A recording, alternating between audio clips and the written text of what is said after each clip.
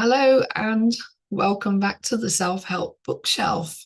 Another episode of High Leverage Actions where small changes can help you create significant leverage in your, and I've completely forgotten what I say today. Helps you feel better for sure. And I just have to be creative on what I'm saying now because I've lost the plot. I'm having one of those days. So, neurocreativity in action, but probably not in the right way. Anyway, tonight, the topic is the joy of neurocreativity. And a week on, I'm still struggling with my voice. So, Rory, take us away for another Oh, episode. Thank you. thanks for sharing, Kay. And if you're recovering from something, it's totally understandable to just be kind to yourself. There's no right or wrong here when we're talking, and that's what we get to allow space for everyone's opinions and thoughts and feelings. And no matter, and this is what I like about it. We're showing up and just being ourselves, and that's what's so important.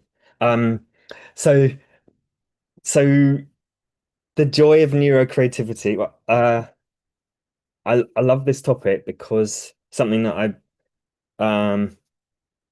started to find out about a few years ago, and it all made sense. It put the pieces of the puzzle together, literally pieces of the puzzle, uh, and the puzzle being if we're working something out and there's a challenge, then neural networks in the brain have to work stuff out, and as we learn anything we're creating neural pathways. So if we learn a negative experience and hold on to it, then that will be a memory. So neurocreativity creates memories. Memories create beliefs. It create more thoughts and feelings of what that belief is. So right from the very word go, a baby's brain is firing off like billions and billions of new cells all the time, and it starts to slow down as we go uh, grow older. However, more neuroscience explains that often it was less observed in older people because potentially people didn't know to continue to try to learn. And so what's been more and more found out around neurocreativity is it's a joy as long as we allow it to be a joy to learn new skills, even if it feels a bit slow. It does not stop until blood flow stops running until the very last breath we have. And so what I love about it is this information is relatively new to be able to say that our bodies will not stop growing or learning to whatever we perceive is or what we choose to learn or grow from. And so it's the same as bio creativity, bioplasticity. Another way of saying neurocreativity is like neuroplasticity.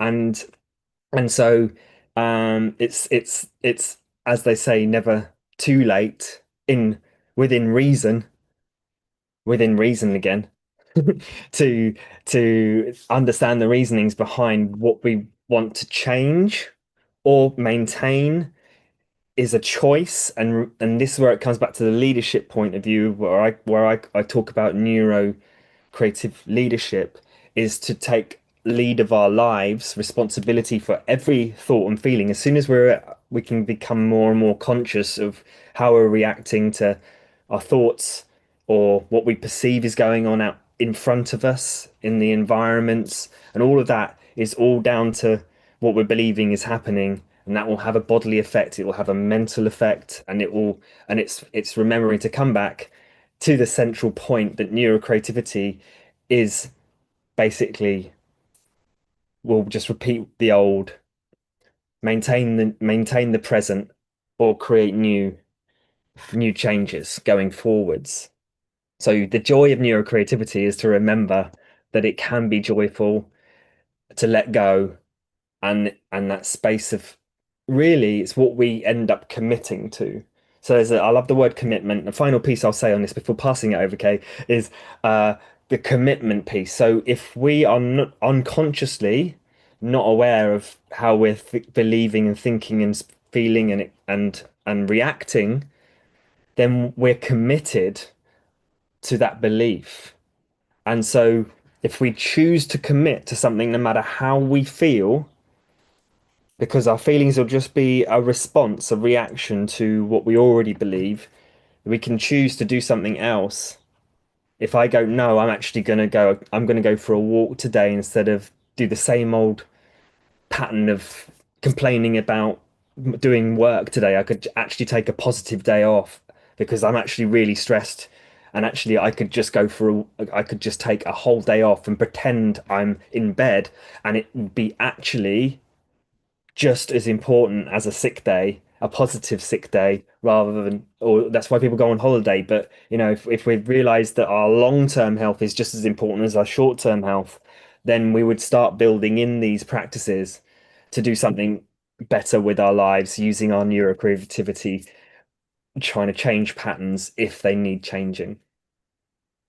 Wow, that's amazing. Yeah, that's what a topic to me. And yes, so much growth, like you say, with children from young, and the amount of data they have to take in to learn to talk, to walk, to learn the language, the people around them. And wow, their brains are like little sponges at that point. And that from like you say, right through to elderly, and we tend to slow it down. But yeah, there has to be that ability to keep learning, because otherwise, circumstances around us change, people around us change. Always our options change, and then we still always have to have the ability to learn and grow. But even when people have perhaps got to a point of dementia, they still have to somehow subconsciously learn to adapt to that. And it may not always be appropriate ways, but they find ways to adapt. Very, very, very difficult sometimes for people caring for them.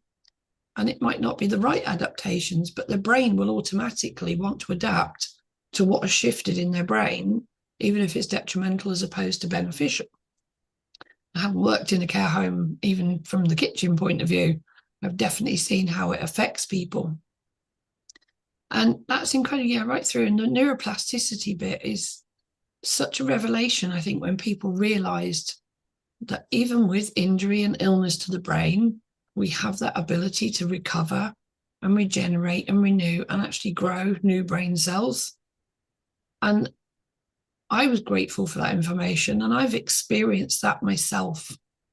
So I'm very well aware of what it was like in 2023 to lose the ability to communicate, to actually end up barely able to complete a sentence, like any sentence, and couldn't have a conversation in total, and being tested for Alzheimer's, to then discovering that I had so many food allergies. I was basically poisoning myself every single day, and changing that diet.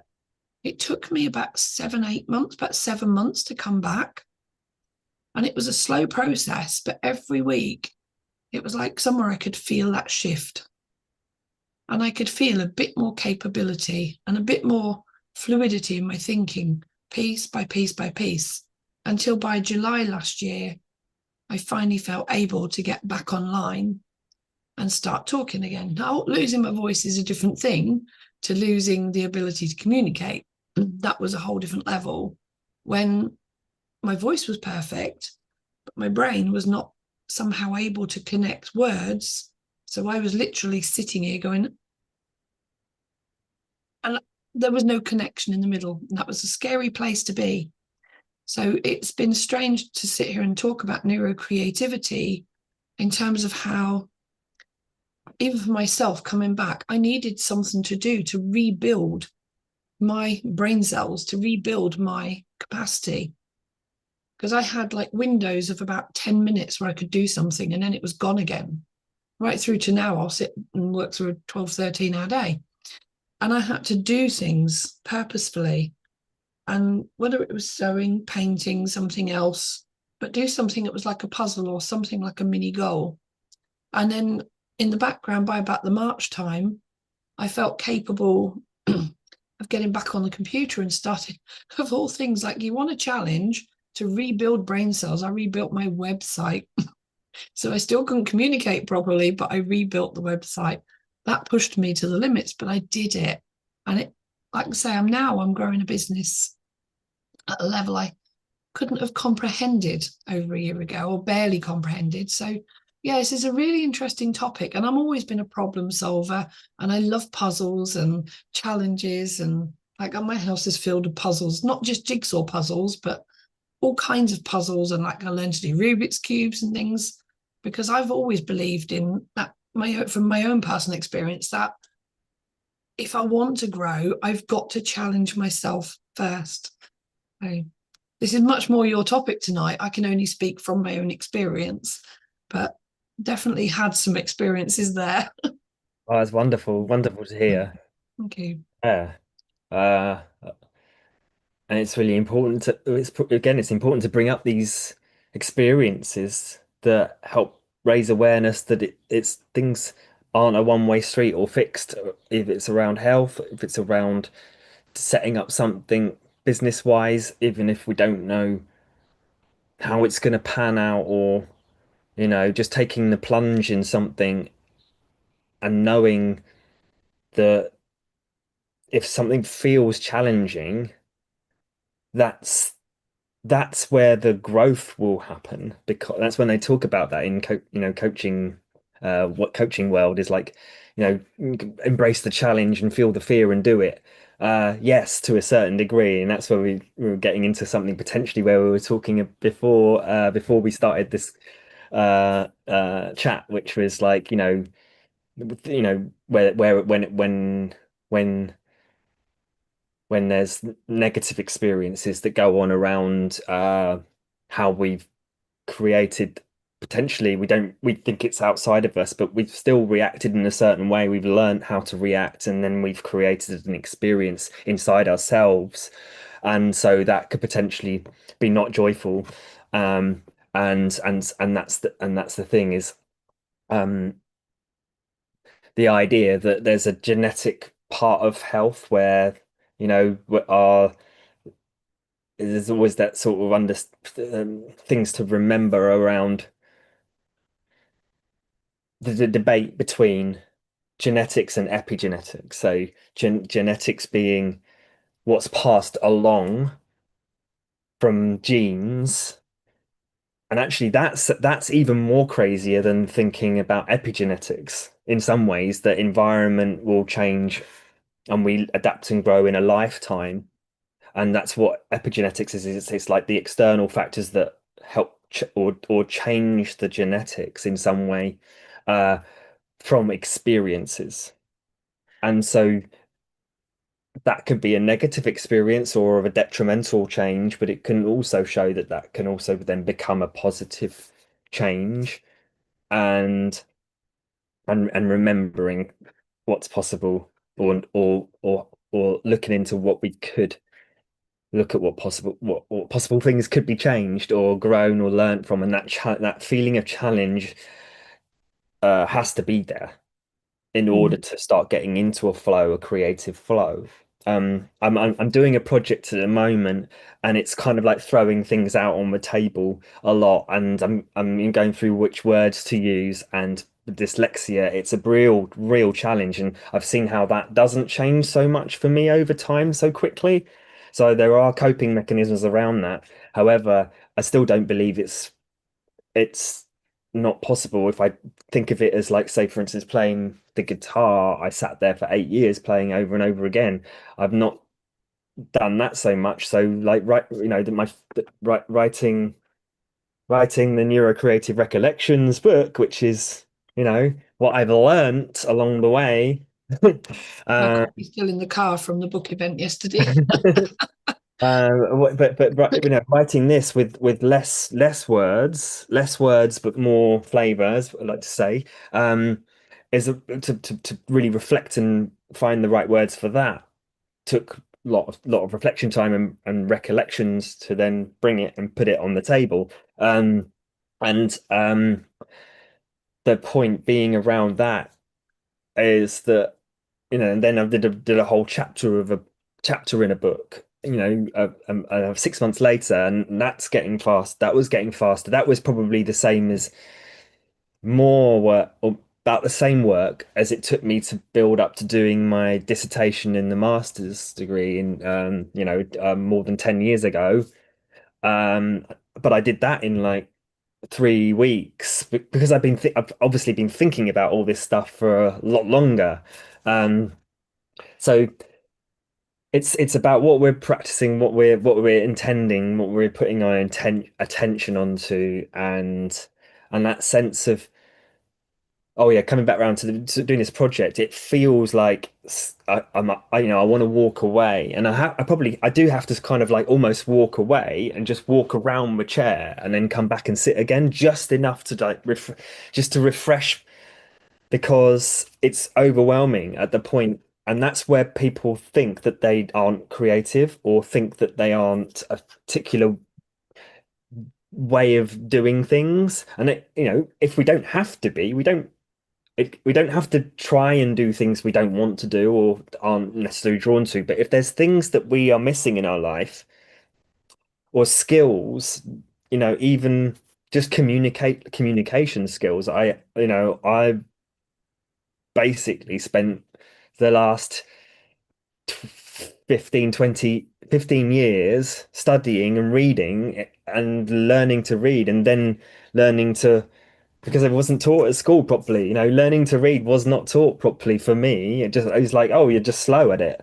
But so I've learned to read, and I've been learning to speak. It's like I've literally been learning to speak my own first language in the last 15 years because because because I wasn't taught it, and no one teaches you like these basic life skills to the point where knowing that it is possible to change. So that was detrimenting me, not being able to explain what I want without feeling upset or whatever it is. So, and the setting up a business is probably the biggest challenge for those that are more neurodivergent. When I say neurodivergent, for me, that's that genetics element, but also the epigenetics of what we've experienced, what we've not been, what information we haven't been given, that allows us to not believe something's possible. So if I don't believe it's possible and my genetics were a particular way, I would stay like this, wishing I was, wondering why I'm struggling with something. And so luckily I had those experiences of mental exhaustion, crashes, and because I wasn't able to express myself properly. Um, and that's now come back to recovery, knowing that it is possible. Then it's like now I just know that that challenge phase of it is just a phase before getting into putting all the pieces together the way I do want to, and then getting into the flow of it. So Yeah. so having that experience of a creative flow cycle is, planning a little bit, throwing things in, then doing something with it, then getting into a flow that's manageable, that's still challenging to, I want to get it done, and it's not boring enough. So that challenge has to be there to actually want to do it, and then come back round and then actually rest at the right times to actually, the whole point of optimum neurocreativity is to also rest as equal amount as the challenge. Otherwise, challenge too much, more challenge over time, that will wear us down. Not enough challenge and just resting all the time and zoning out and just doing things that feel comfortable, we're going to lose skills. We're going to lose so it's an equilateral balance of taking some time to find something to challenge ourselves with, and also and just because we're neurodivergent is only one pathway. That's a pathway. So we were talking about that as well, about the differential. What's the difference between neurocreativity and neurodivergence, and whether that's a blessing or a curse. And it's neither, either or, because it's what we're perceiving. So, but that point of neurodivergence is basically a pathway. It's gone down a certain pathway, and it's then a measurable traits that could be then diagnosed, but it's only a snapshot in time for what's possible, and it's worthwhile seeing what's possible to change along the way. Wow. That's a fascinating take on that, Rory. And it honestly, there is so much possible. And I've seen what's possible in how rapidly people can change. I've heard your story, which is incredible, 14 weeks. But I've also seen the same with my son, how he'd gone through years of suicidal depression. And so at 19, 20 years old, he couldn't even tell me the day of the week. He had no concept of what was going on around him. He was a shell of himself. And so learning, when he was in that state, learning just seemed impossible. Like he couldn't figure out money and budgets, and it it it sounded it sounds really like he had no intelligence at all, and yet he did. But the mental health had put him in a place where he wasn't able to access the intelligence that he actually possessed. It was in the way. It was like this barrier. But the minute we started working on the emotional awareness, and he suddenly got, like you said, curious and wanted to learn more and wanted to challenge himself. And he saw a purpose for doing things. So not so much about just coming out of the depression, but whatever anybody's facing, up to its burnout, anxiety, like you said, whether you want to expand your knowledge, it was going through that point of getting him out of depression into that flow of that emotional cycle, that the changes in him again were so rapid that his brain just well, like I said, that's why I ended up with the book title Brain Unchained, because he felt like that had all just fallen away and the growth was just so incredible. But again, he proved it was possible when he embraced the process. But no matter how much I tried to do anything to help him or teach him, I mean, yes, my strategy gave him a way to anchor onto that purpose and that intrigue and that interest, and gave him some direction. Without that, he couldn't grasp the need for it all, or the purpose for everything. But once he'd got it, that change is just incredible what can happen in a short space of time.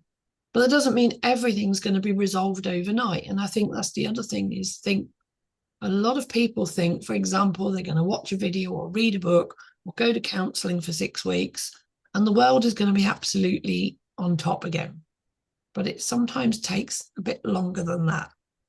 I guess even me, I've written a book about emotional awareness. I am an emotional awareness expert. But when I had medical health issues and I was literally losing my brain functions, it took me 8 months to come back with everything I know. So if somebody's been in a bad place for a long time, it's also about being gentle on yourself and allowing that process to repeat, repeat, repeat. And it gets bigger and bigger and bigger until eventually, here you are. But it takes time. And time is a really key factor as well in that process, I think. Yeah, Time. I really acknowledge what you're sharing. All of that is really important to, again, notice all of that. So thank you. Yeah. Um, Time is the factor, but like you say, it's also not necessarily determinant as to how long things can be. Um, it's the attentionness, willingness, and the subset of commitment.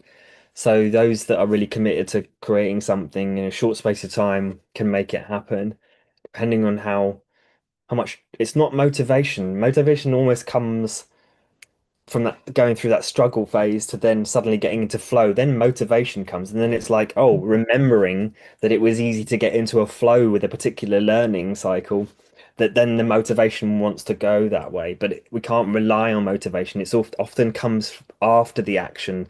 The final piece that I'll say around that is like that idea of the focus, the intention, the focus, and the action, the intention in the mind, the vision of creating it or wanting to, the focus on doing it. But it's their insight. It helps us to refine it more easily than what do I do here?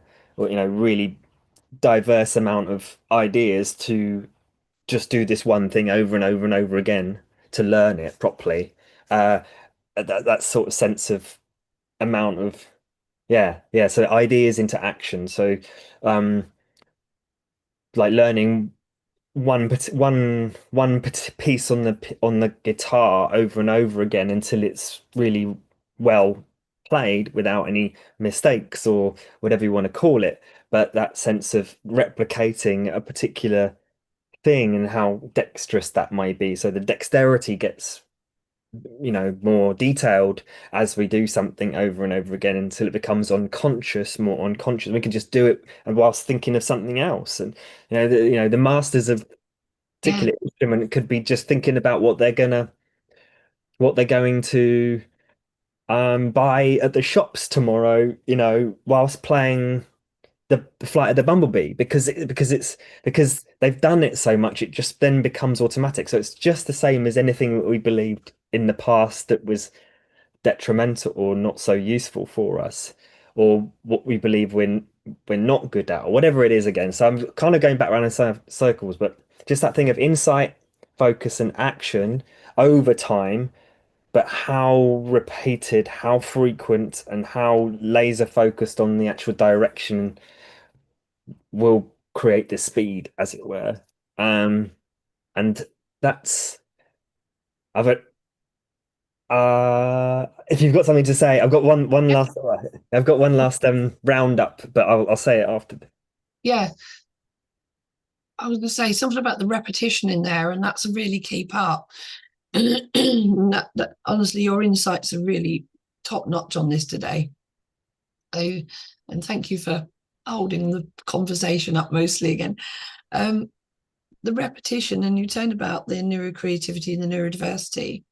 And for me, I'm not even diagnosed yet, but for me, even the discovery of neurodiversity in myself, it's quite late. It was only 3 or 4 years ago I recognized the ADHD. And only this last few months that I've recognized speaking with you about some of the other forms of dyslexia and some that I might have. So when you were talking about music and playing a bit over and over and over, I used to play the piano. I haven't got one now. I haven't played one for years, but I used to play the piano. And I could never understand. So again, sorry, let me just briefly backtrack there. With the neurocreativity and the brain growth and expansion, some people learn something and that comes more natural. But with the neurodiversity and the different forms of dyslexia, etc., everything can create more challenges in that learning process. So it doesn't mean you're stupid. It doesn't mean you're worthless. It doesn't mean you can't do it. It just may take a lot longer to learn it, take a lot more effort, a lot more persistence, like you're saying with the guitar. So I used to learn to play the piano. I could never understand how other people could put a piece of music up there, had never seen it before, and go, right, yes, and then sit there and play it. Like they could read it at the speed they would play it. Like, how? Because I would have to learn by rote. I could not read the music, no matter how much I learned about it, and I understood the music. I could read music, but I couldn't read it at the speed I needed to play it. I had to kind of almost interpret it like another language, every note, even though I could read it. So I'd have to learn a bar or two, play them until I got them right, like you said, and then I'd have to learn the next one and then keep playing it with the next one on. And I did that to learn a piece of music called Fear Release. And it took me an entire year to learn it, bar by bar by bar. But I never understood why I found it so hard, why it took me so long, why I then couldn't read it at the pace I played it like other people. And if I didn't play it for a while, I'd have to go back and almost relearn some of it again. And I used to find that if I'd learned a tune and learnt it really well, it was like great. But then when to learn another tune, I'd start forgetting the one I'd just learnt before. So I could imagine I gave up on music, but not without having a damn good go first. And Oh, then there are some things that sunk in so well that even 20, 30 years later, I could still pick them up and play them by memory. But probably not on a keyboard, but more with woodwind. I got on better with woodwind. Um, oh, yeah. yeah. So for me, there is something about the neurocreativity that is a process on its own, and that is really important. But on the other hand, there is something about neurodiversity that impacts neurocreativity. But for those that really want to do it, and when you get the passion, the intent, the purpose, everything you're saying, and put in that effort, you get something out of it. But sometimes people really can push through and master something. Now, on the other hand, sorry, just very briefly, when you were saying about doing things automatically, I can touch type. So some people are sitting there, 1, 2 fingers typing. I literally touch type with all the fingers on the right keys. And when I worked in the office, it used to really throw my colleagues when they'd walk up to talk to me and I kind of read the sentence that I was about to type and I'd keep typing, or I knew what I was trying to write about and I'd keep typing. I would like, yeah, what do you want? And I'd be listening to them while I carried on typing. But then they couldn't concentrate on talking to me because I was still typing. They couldn't understand how I could do it. So it's really strange how the brain can actually be really powerful in one way.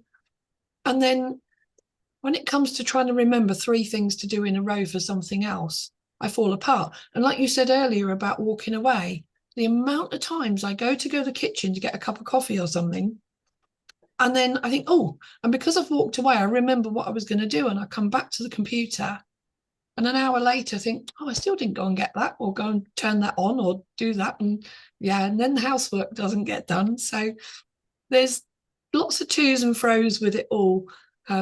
But lots and lots of practice and working on it's really key. But again, like you said, anything's possible. I'm working on the housework. Anything's Yeah. possible. Yeah, it's fascinating.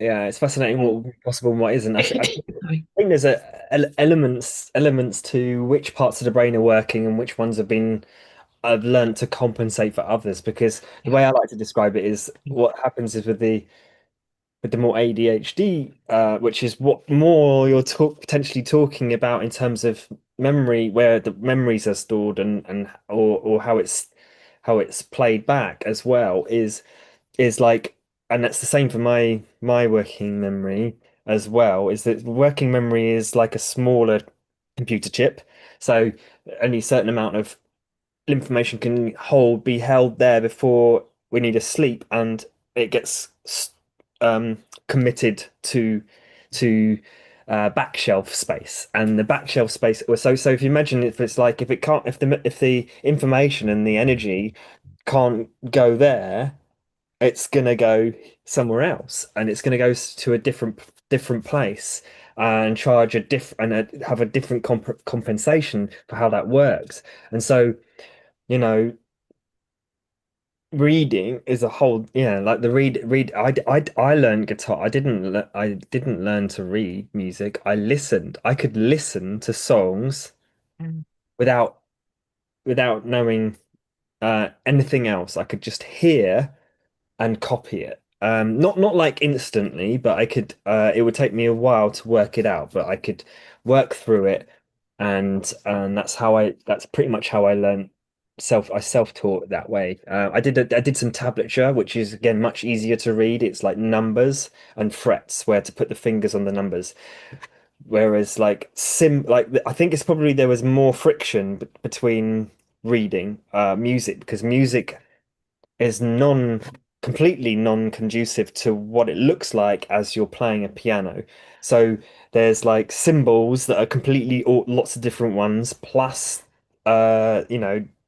lots of different things in the way to read it, and rather than, like, the Q being the Q button, Q equals Q, Q equals Q. So less amounts of complicated things, but then being able to repeat that over and over again quickly, that could be then really committed to long-term memory much quicker as well. So really fascinating Mm. stuff. But yeah, so it's different areas of the brain, and there, but just it's just worthwhile remembering that if one area is slower than others, or less conducive to um, a particular way, then there'll be another way in which the brain is processing that can be much more useful for different scenarios. So if there's struggle in a particular job to do a particular thing, it could just be a matter of working out where someone thrives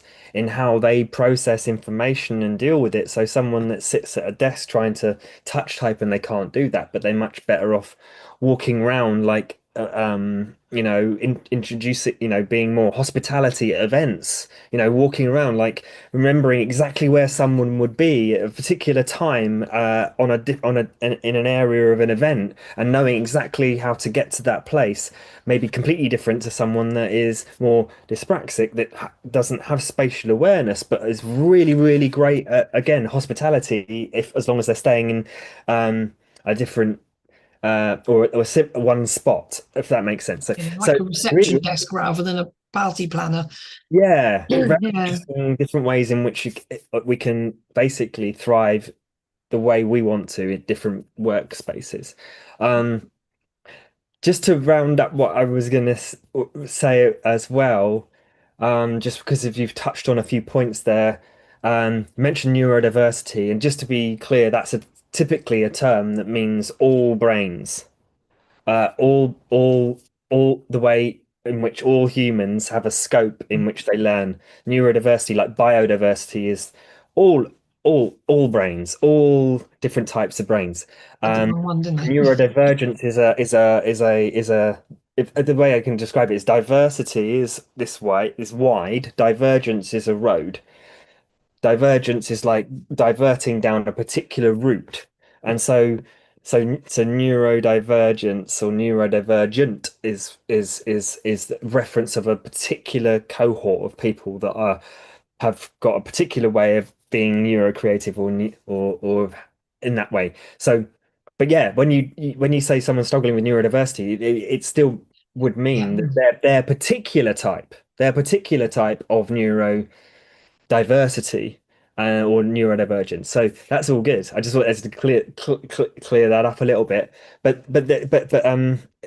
it's interesting to come back to neurocreativity being this like this like that's why I find it fascinating is this because we're being creative whether we like it or not, and that's the point is like someone that's good at planning their day rather than thinking that they're an artist.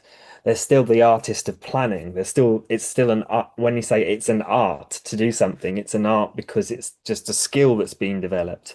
So coming back to neurocreativity and it being about and again, I would just like to mention about the putting this book out as a representation of my neurocreativity or discoveries, and this is like a product of that of whatever I've experienced and learned and grown from. So it's or if I like record a song on there, then it's people call it artwork or art, but actually it's the skill that creates the art. And so no, I just wanted to I've actually found this one particular thing around joy, the joy talking about joy of neurocreativity, to remember to come back to what to just to be in that space of that it can be enjoyable to choose what to do with our day.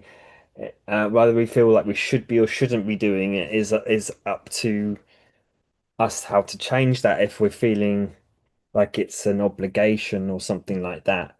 And so, but this little piece is says mental acuity, strength, and agility workouts, and that's so physically doing something to change the mental dexterity, the skill, or the strength of the skill, or the agility, the speed of the skill.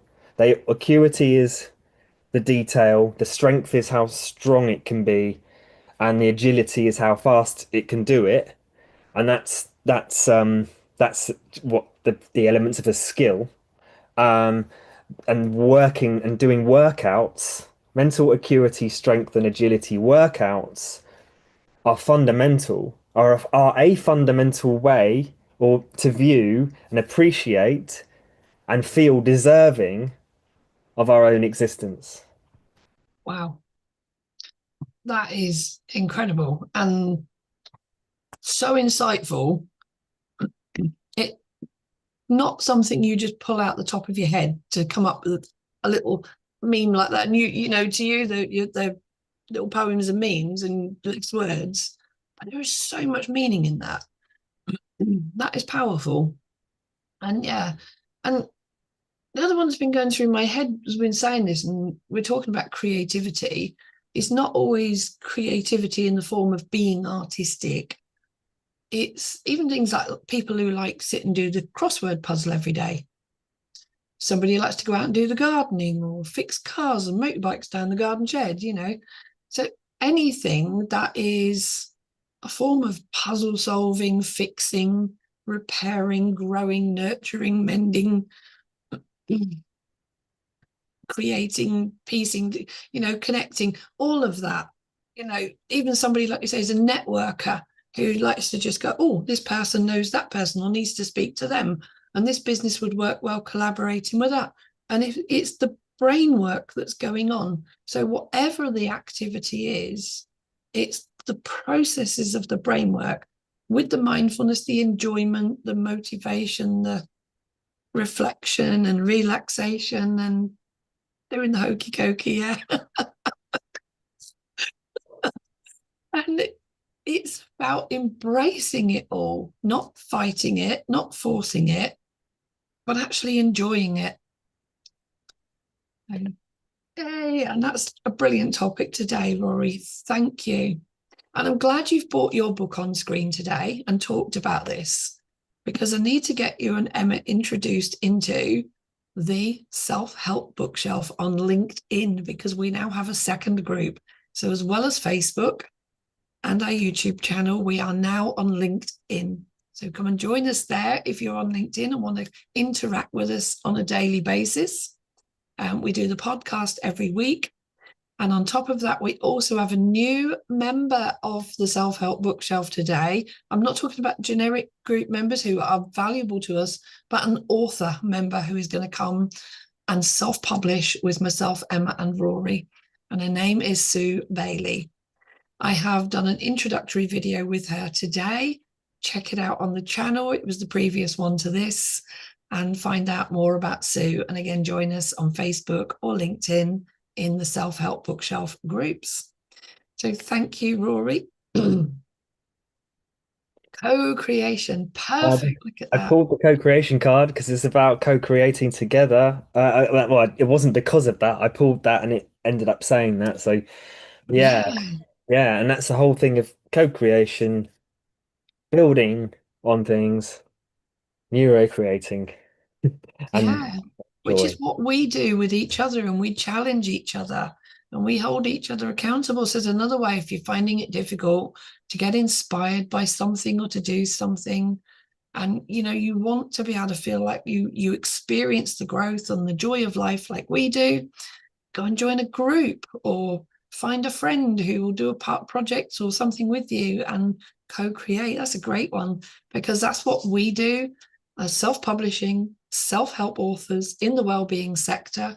We are all coaches, coaches, therapists, mentors in this group, and together we help each other so we can help others like you to find your higher self through small changes that have significant impact in the Self-Help Bookshelf. No, the High Leverage Actions podcast. I nearly got that perfect.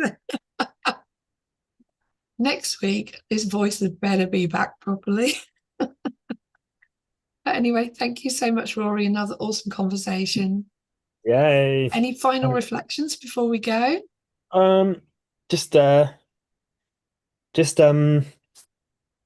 yeah, I'd love to hear any comments or any questions around any of this in the comments below. And likes and subscribes, and I can't remember the signals, but yeah, all of that. Follow along. Do all, the rituals by now. I don't need to say them all. Yeah, Follow us. Yeah. and yeah. So I think our details are in the comments and in the description of the video as well, isn't it? So yeah. Yeah, I generally put them in, but if I haven't, then the channel description has got all the links. I now need to add Sue's. Now Sue is in here as well when she gets her book out as well. Um, Awesome. yeah, that'll all be put in this week. And yep, thank you very much. And we will see you all. We haven't picked a topic for next week yet, have we? No. No, that's a good point. We didn't look. Shall we just do another surprise one? Another surprise one. Yeah. Yes. I'm sure we've got something in our archives of thumbnails ready to go that we can pick a topic next week. Yeah. But yeah, I had to rush. I literally had only got home a couple of minutes before we started tonight, so I haven't had a chance to pick one. But we will think of something really inspiring. So maybe that's different. Do you know what? Maybe that would be a good one because it's been quite relevant to tonight. The difference between like inspiration, motivation, like having a spark, inspiration, motivation, something Yeah. along those lines. Great. Yep. Whoa, that sounds a good one. Thank you.